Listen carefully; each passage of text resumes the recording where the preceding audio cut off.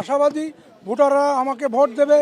ইনসাফ ভিত্তি বাংলাদেশ গঠন, সন্ত্রাস চাঁদামুক্ত মুক্ত দেশ গঠন, সেই হিসাবে আমাকে ভোট দেবে জামাত ইসলামের প্রার্থী হিসাবে। ইনশাআল্লাহ। আপনি এই মুহূর্তে নির্বাচনের পরিবেশ নিয়ে কতটুকু সন্তুষ্ট? আমি নির্বাচনের পরিবেশ নিয়ে সন্তুষ্ট আশা করছি। আবার একদিকে আশা করছি এক শ্রেণীর লোক আছে যে এই নির্বাচনকে বানচাল করার চেষ্টা করছে, আর সন্ত্রাসী একটা মনোভাব এক গোষ্ঠী আছে, সেই গোষ্ঠী উঠে পড়ে রাখছে। একে আমরা প্রতিহত করব। আমরা জামাত ইসলামের লোক, সুশৃঙ্খল দল, আমরা বিশৃঙ্খল দল না। তার প্রমাণ আজ জেলা প্রশাসক অফিসে আসছি, আমরা 5 জনই এই নমিনেশন পেপার জমা দিলাম। আমাদের এখানে লোক ছিল, তা আমরা 5 জনই গেছি। আমরা সুশৃঙ্খলভাবে চলি, আমরা বিশৃঙ্খলভাবে চলি না।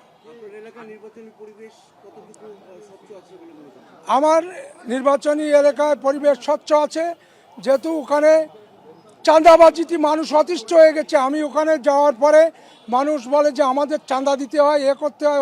আমরা আজ চাঁদা দেওয়া লাগবে না। জামাত ইসলামী একটা দোকান থেকে 5 টাকার পানও বাকি কিনে খায় না। আমরা সেই দল জামাত ইসলাম। কেন চাঁদা নেবে, কেন সন্ত্রাসী কার্যকলাপ করবে? এই প্রতিহত করার জন্য আমি খুলনা 1 আসন 90 টাকা থেকে নমিশন নিয়ে ওনাদের পাশে আছি, পাশে থাকবো। সন্ত্রাস মুক্ত 1 আসনকে উপহার দেবো। প্রার্থী হিসাবে নিরাপত্তা সংখ্যা থাকবে, যেহেতু আমি সারা বাংলাদেশে একমাত্র হিন্দু প্রার্থী, সেই হিসাবে আমার পরে আক্রমণ থাকবে।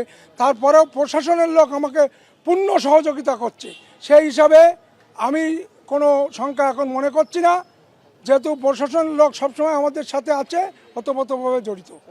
সবাইকে ধন্যবাদ।